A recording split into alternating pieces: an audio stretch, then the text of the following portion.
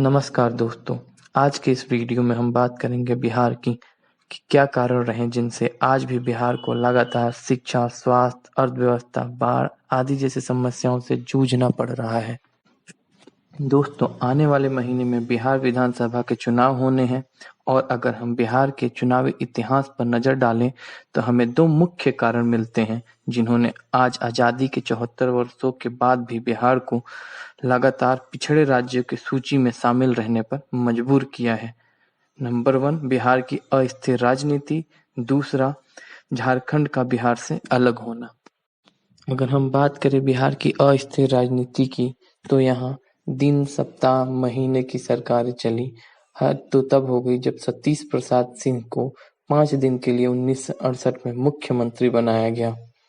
ठीक वैसे ही जैसे 2001 में आई अनिल कपूर की फिल्म नायक में अनिल कपूर एक दिन के मुख्यमंत्री बनते हैं। बिहार के चुनावी इतिहास को समझने के लिए हम इसे 4 फेज में डिवाइड कर लेते हैं। First 1946 to 1961, second 1961 to 1990, third 1990 to 2005 and last 2005 to 2020 यानी अब तक। दोस्तों, बिहार राज्य का गठन 26 जनवरी 1950 को हुआ।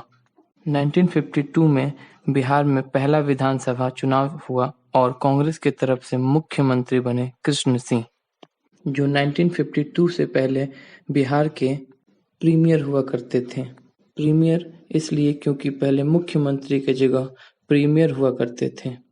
इन शॉर्ट बता देता हूँ, इन्होंने 1946 से 61 तक जब तक जीवित रहे लगातार बिहार के लिए जबरदस्त कार्य किए हैं। बिहार में शिक्षा, स्वास्थ्य, इंफ्रास्ट्रक्चर, कलाकृति आदि में काफी तेजी से विकास हुआ और इन्होंने बिहार के लिए इतने जबरदस्त कार्य किए कि इन्हें आज हम बिहार केसरी के नाम से जानते हैं। 1961 में इनके निधन के बाद कुछ दिनों के लिए दीप नारायण सिंह मुख्यमंत्री बने।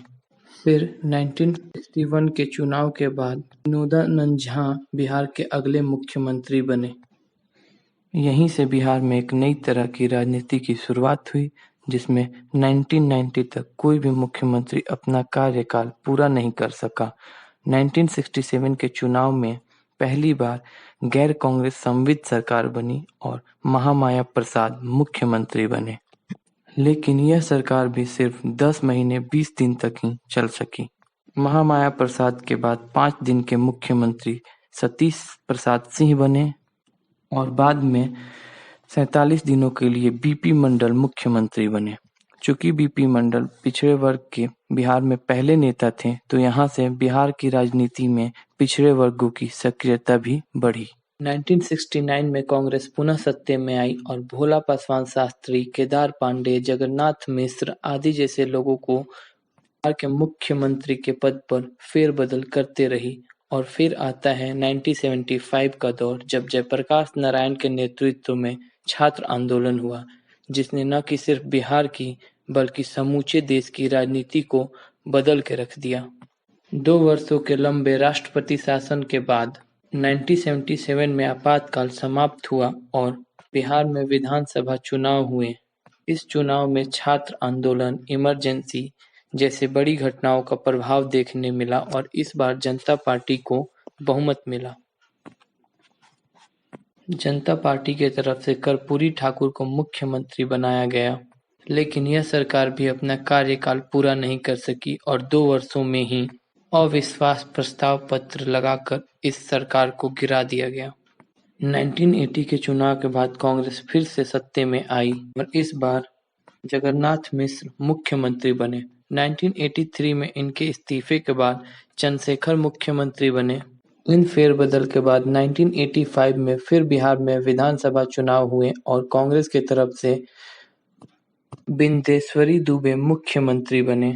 1985 से 1990 तक कांग्रेस ने 4 मुख्यमंत्री बिहार में बदले और यह कांग्रेस की बिहार में आखिरी जीत थी। इसके बाद आज तक कांग्रेस ने बिहार में पूर्ण बहुमत हासिल नहीं किया। इन 30 वर्षों की अस्थायी सत्ता ने बिहार की राजनीति में कई नए बदलाव सामने लाए। मसलन बिहार की राजनीति में पिछड़े वर्गों की सक्रियता बढ़ी, 1989 में बीपी मंडल कमीशन ने पिछड़े वर्गों के लिए बिहार में 47% आरक्षण सुनिश्चित किया, जिससे पिछड़े वर्गों की राजनीति में सक्रियता बढ़ी और साथ-साथ बिहार में कास्ट पॉलिटिक्स की भी शुरुआत हुई। इन 30 सालों में बाहुबली भी राजनीति में आए और अब बिहार की सत्ता को अपने बाहुबल से हासिल करने की कोशिश की है, काफी हद तक, जिसमें वो सफल रहे। और आजकल आप टीवी पे तो सुनते ही हैं कि बिहार एकमात्र ऐसा राज्य है जहां पॉलिटिक्स एज अ करियर देखते हैं। इन व्यक्तिगत राजनीतिक दौर से ही इस चीज की भी शुरुआत हुई और फिर आजादी के बाद से अब तक 90 तक कांग्रेस, जिसने बीच के कुछ सालों की अगर बात ना करें तो लगातार बिहार में राज किया, उसका भी पतन इसी दौर में हुआ, जो कि 1975 से जेपी मूवमेंट से शुरू हो चुका था। और सबसे अहम बात, इस व्यक्तिगत राजनीतिक दौर ने बिहार के विकास को 30 सालों तक एकदम रोक सा दिया।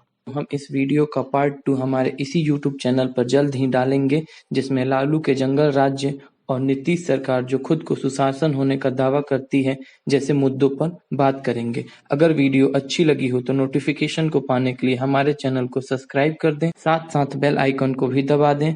अगर वीडियो इन्फॉर्मेटिव लगी हो तो इसे जरूर शेयर करें। Thanks for watch.